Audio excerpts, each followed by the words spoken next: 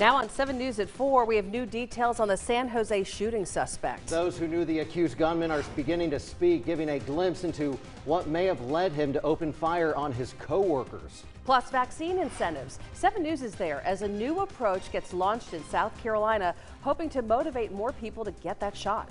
And you've heard the saying, scoot the boot. Well, how about scoot the burg? We're live in Spartanburg showing you the city's newest mode of transportation. I can't decide if it looks fun or dangerous because I'm not good at that stuff. I always fall off and twist an ankle. Good afternoon. I'm Amy Wood along with Ben Hoover. We're glad you're watching. Oh, got a lot to get to, including the latest on the scooters in Spartanburg. Yeah, and that's right. Whether you've got a scooter or a bike, you better take some water today. Yeah, that's true. Temperatures are way up there once again across the area. We're close to 90 in the upstate. Little cloud cover mixed in, especially in western North Carolina and in northern sections of Oconee and Pickens counties, but not much as far as rain is concerned. Rain chances overall will stay low this evening. Right now it's 89 in Spartanburg. We're at 88 degrees in Gaffney, 83 in Asheville. A warm evening on the way. Another warm start to the day tomorrow, but a better chance of rain by tomorrow evening. I'll talk more about that coming up in just a few minutes. All right, Christy, thank you. Breaking this hour, human remains found in the upstate in Cherokee County. Yeah, we just learned of this right before this newscast. The Blacksburg police chief telling us that the remains were found off of Mullinax Circle, and we have a crew heading to that area right now. And of course, we will bring you the very latest on air and at WSPA.com. 7 News update today as well. A man is in custody now, accused in the death of a woman in Clinton. Devon Neal has been charged with murder. Clinton police say yesterday they responded to a countryside townhouse for a gunshot victim there. The Lawrence County coroner identified the victim as Sharday Swinger. Neal is being held in the Lawrence County Detention Center. A woman has died following an early morning fire in Lawrence County. The fire happened off of Highway 76 in Honeypath. The coroner tells us Tina Hollis died at Greenville Memorial from injuries sustained in that fire. The case remains under investigation. And developing news today, a 17-year-old killed in a crash involving a mini bike. It happened near Airline Road in Anderson County last night. 7 News reporter Henry Coburn has been following the story and has the latest right now. Last night, a 17-year-old was killed while riding mini bikes along Airline Road in Anderson County. Now, the coroner's office tells us that poor lighting along that stretch of road likely had something to do with the crash. The coroner's office has identified the victim of the crash as 17-year-old Jerbowen Lee Mackey.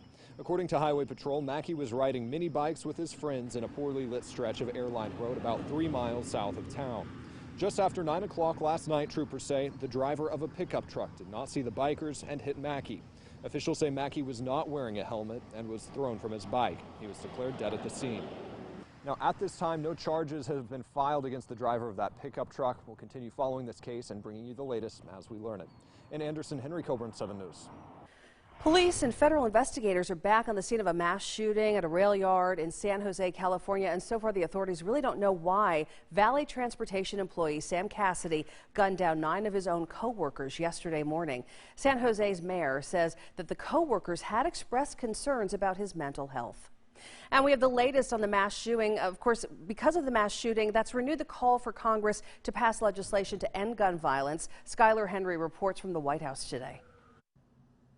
Flags have been lowered to half staff at the White House in memory of those killed in Wednesday's deadly mass shooting in San Jose. President Biden in a statement urged Congress to take immediate action to end gun violence, saying every life that's taken by a bullet pierces the soul of our nation.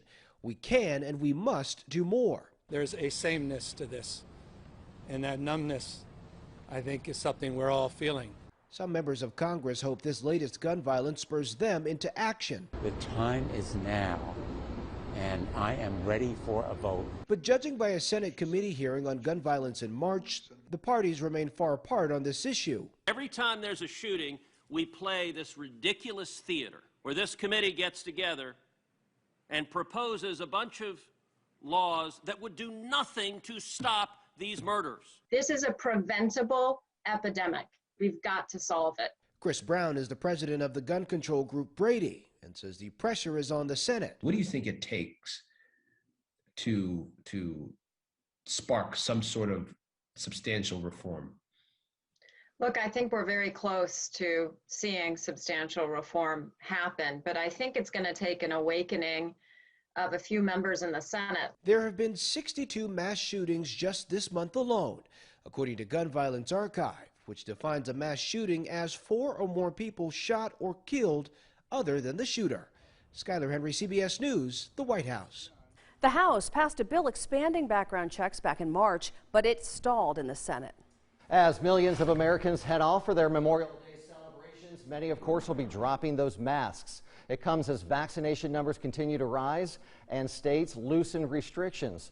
But health leaders continue to caution, saying those who are not vaccinated should still put that mask on and play it safe until the pandemic is in full retreat.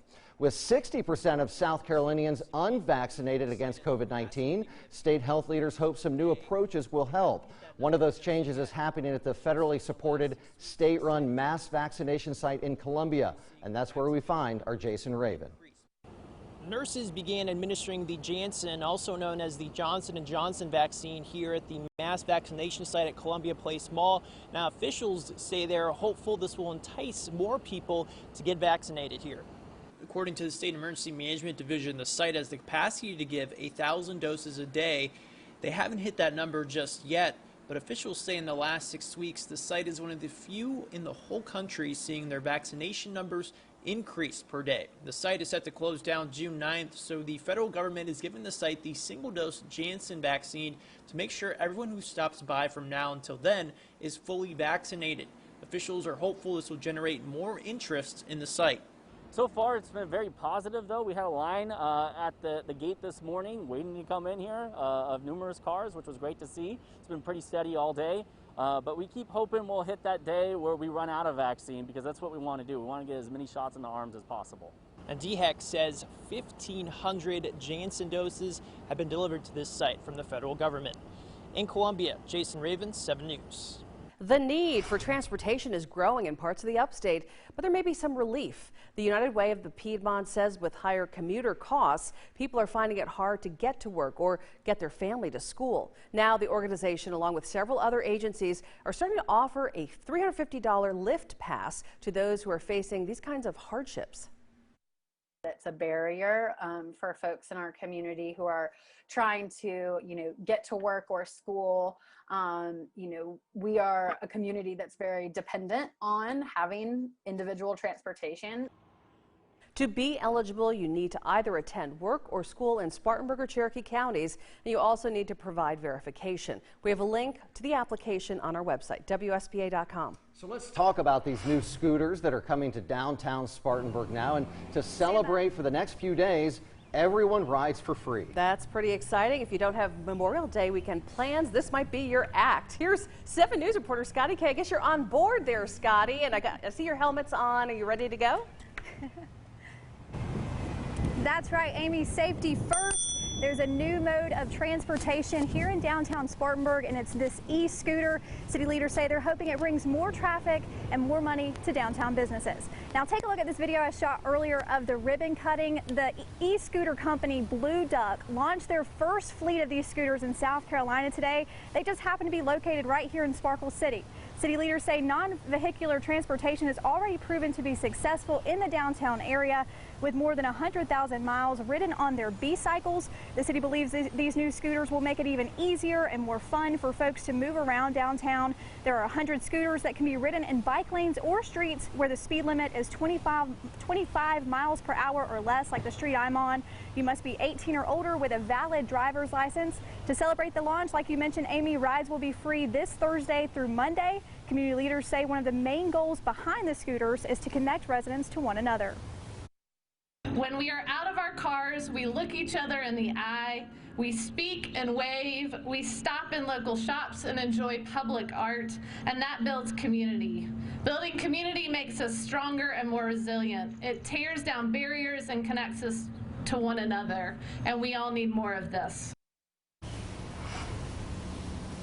Now, if you'd like to ride a scooter like this, you will have to download the Blue Duck app on your phone to rent one. You can ride any day of the week between 7 a.m. and 10 p.m. I should mention, police say you don't need to be riding them on the sidewalks, and they have geofences up so that you can't get into that dining area on Morgan Square or parking garages.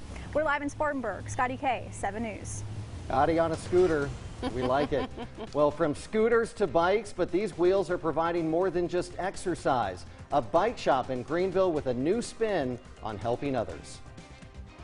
And temperatures quite warm once again across the area, but cooler weather is on the way. We'll check it out in detail in the forecast coming up for you in just a few minutes.